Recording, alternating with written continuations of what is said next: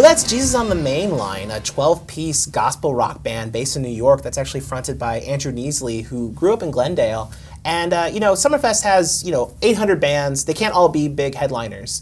And there's a lot of stuff to see that's under the radar or emerging. Here to talk about that now with Katie O'Connell, music editor at the Milwaukee Journal Sentinel, Tyrone DJ Bazan Miller, who co-authors those Hip Hop Guys blog for tapmilwaukee.com, and John M. Gilbertson, music writer for the Journal Sentinel. A lot of interesting stuff to see, to get there early for. One act that stands out to me is the Wild Reeds, which has this three-piece all-female folk group that just has really beautiful voices, and they're just starting to kind of bubble up. NPR is just gushing about this group. Again, people just think, oh, I'll show up to Summerfest at 10. Get there early for that. It's going to be really good stuff. Another act I want to talk to you about, Tyrone, actually, is Black Violin, which we talked about in an earlier segment, how the hip-hop lineup's pretty weak.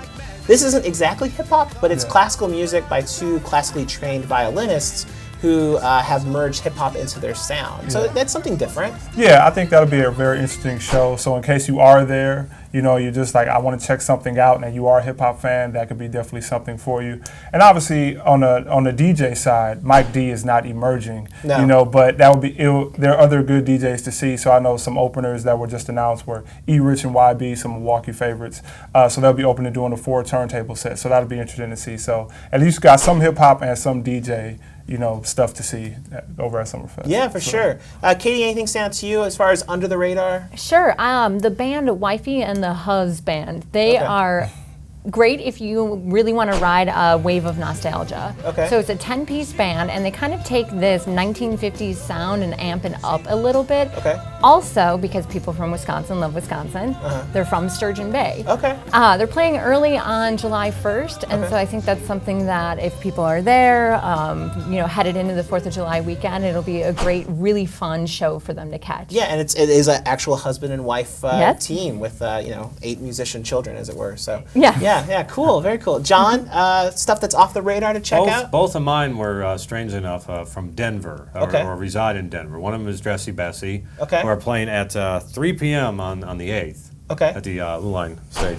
And, kind of a trio, almost what you might call classicist indie rock. It doesn't have a lot to do with what the stuff sounds like now. It's miles away from Mumford or the Lumineers or anything that kind of gets in that. It's definitely meant to be at least simultaneously cute and abrasive, and actually pulls it off, I'd say 90% of the time. They just put out an album called King Size that was really good. And there's the other one is Otis Taylor, who's playing at Johnson Controls on the 3rd. He is playing 8.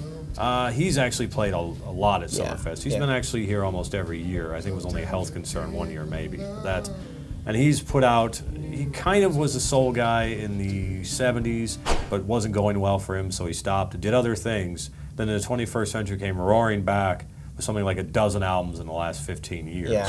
All of them have been interesting, and he mixes all kinds of blues forms and soul forms, plays banjo, guitar, and has a very ghostly voice that, has seemed to draw people in the past. Yeah, but not enough people. I agree with you. I mean, Otis Taylor's a name that comes up every year. But I think a lot of people say, I'll skip it because they don't really know it. But again, there's just so many interesting things to kind of check out. Yeah. And we have a lot of guidance for you at jsonline.com/Summerfest. I've got a list of 35 acts to see, which ranges from headliners to emerging acts to local acts. We've got the full schedule there at jsonline.com/Summerfest. We've got, need to know guide. We have a ton of stuff. And during the big gig, will be the premier place to get your need-to-know coverage and news. So Katie, Tyrone, John, thanks for joining us, and thanks everyone for watching.